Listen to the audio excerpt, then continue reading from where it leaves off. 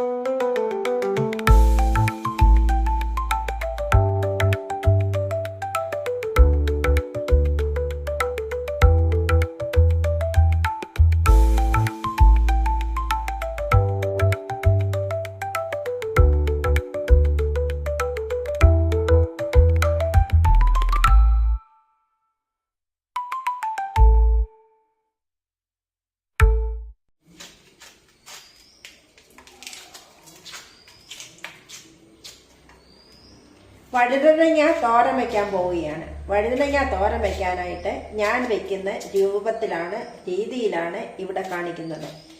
വഴുതനങ്ങ തോരൻ വയ്ക്കാനായിട്ട് ഞാൻ 2 വഴുതനങ്ങ എടുത്തിട്ടുണ്ട്. അപ്പോഴേ അത് ചെറുതായിട്ട് അരിഞ്ഞിട്ട് ഞാൻ പച്ചവെള്ളത്തിൽ ഇട്ട് വെച്ചു. ഇതിൻ്റെ അകത്ത് കാരമെന്ന് പറയുന്ന ഒരു കറയുണ്ട്, അത് ഒന്ന് ഇറങ്ങണം. പിന്നെ ഇതിനാവശ്യമായ 1 സവാളയും 3-4 പച്ചമുളകും എടുത്തിട്ടുണ്ട്. അപ്പം എനിക്ക് എരിവ് ആവശ്യത്തിന് വേണം, അതുകൊണ്ട് ഞാൻ 3-4 പച്ചമുളക് എടുത്തിട്ടുണ്ട്. ഇനിയും ഇതിന് വേണ്ടത് തേങ്ങ തിരുമ്മാൻ പോവുകയാണ്. ഞാനിവിടെ വഴുതനങ്ങ തോരൻ തയ്യാറാക്കുന്ന രീതിയാണ് ഇവിടെ കാണിക്കുന്നത്. അപ്പോഴേ നമ്മുടേതായ ഒരു പാത്രം വെച്ചു.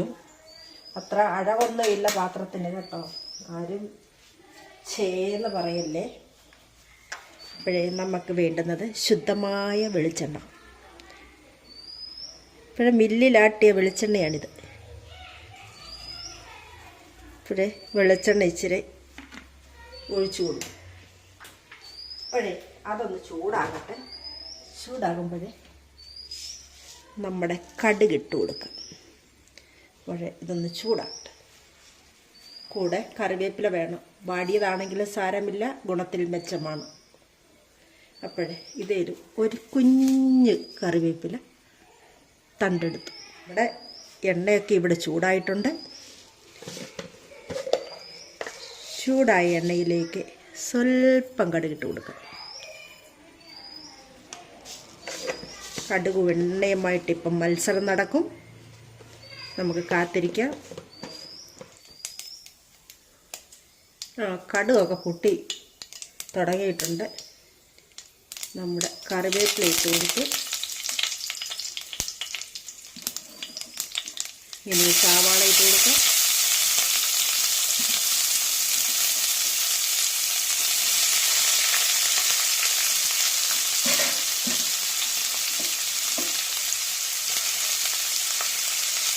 സവാള ഇട്ട് കൊടുത്തിട്ടുണ്ട്. നന്നായി ഒന്ന് വഴറ്റിയെടുക്കാം.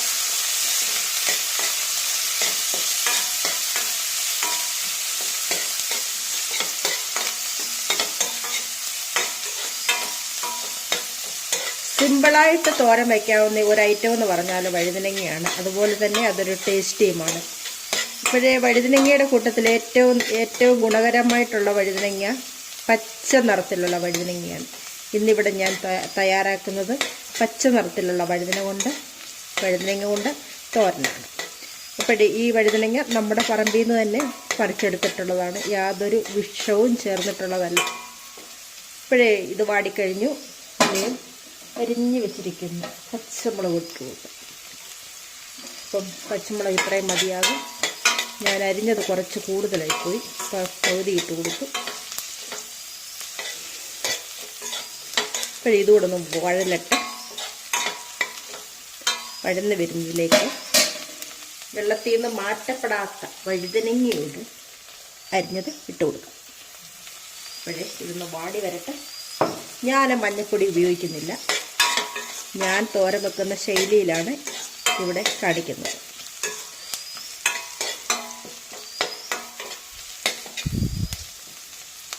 അപ്പോഴേ ഉപ്പൂടെ എടുത്തോണ്ട് വരട്ടെ ഇടാൻ. ഒരു തരി ഉപ്പിട്ട് കൊടുത്തേക്കാം. വഴുതനങ്ങ വാടി വരുമ്പോഴേ സ്വല്പമേ കാണത്തുള്ളൂ. അപ്പോഴേ കുറച്ചുപ്പ് മതിയാകും. ഇപ്പം നല്ലതായിട്ട് വഴന്ന് വന്നിട്ടുണ്ട്.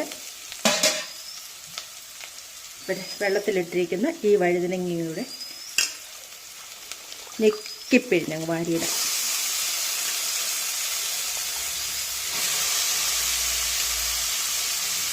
പച്ച വഴുതനങ്ങയ്ക്കകത്ത് വലിയ കാരമൊന്നുമില്ല. വെള്ളം അത്ര കലങ്ങിയതൊന്നുമല്ല. കണ്ടോ?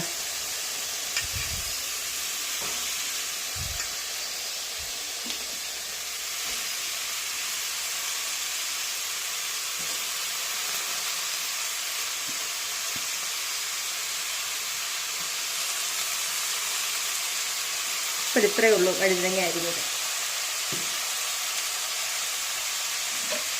ഞാൻ 2 വഴുതനങ്ങ മാത്രമേ എടുത്തുള്ളൂ.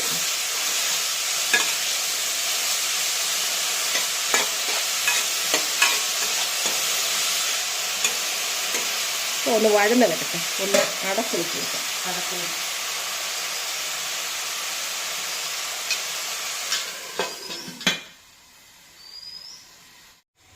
ഇപ്പോഴേ വഴുതനങ്ങയൊക്കെ വാടിയിട്ടുണ്ട്. ഈ വാടി വന്ന വഴുതനങ്ങയിലേക്ക് ചിരകി വെച്ചിരിക്കുന്നു ഈ തേങ്ങയുടെ ഇട്ട് കൊടുക്കാം.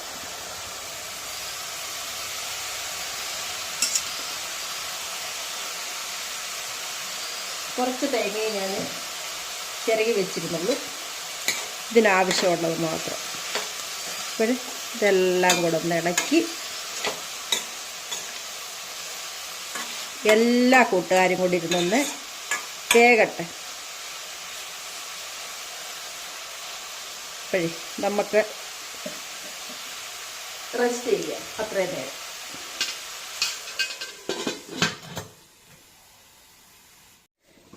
അപ്പോഴേ എന്തായെന്ന് നോക്കാം. ഇവിടെ വെന്ത് റെഡി ആയിട്ടുണ്ട്. ഉണ്ടോ? പെട്ടെന്ന് വെന്ത് ഒന്ന് കറങ്ങി തിരിഞ്ഞ് വന്നപ്പോഴത്തേനും വഴുതനങ്ങ തോരൻ റെഡിയായി. ഉണ്ടോ? ഞാനൊരു ശകലം പോലും ഇതിന് മഞ്ഞൾപ്പൊടി ഇടുന്നില്ല. മഞ്ഞൾപ്പൊടി ഇട്ടാലുണ്ടല്ലോ ഇതിൻ്റെ അകത്തെ കാരം വീണ്ടും ഇറങ്ങും. അപ്പോൾ നമ്മുടെ തോരൻ ഇവിടെ റെഡിയായിട്ടുണ്ട്.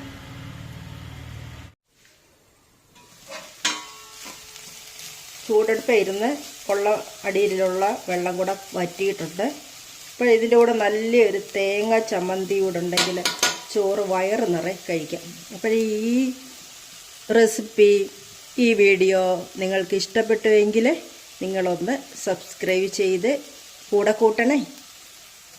അപ്പോൾ അടുത്തൊരു വീഡിയോയിൽ വീണ്ടും കാണാം. ബൈ. Thank you.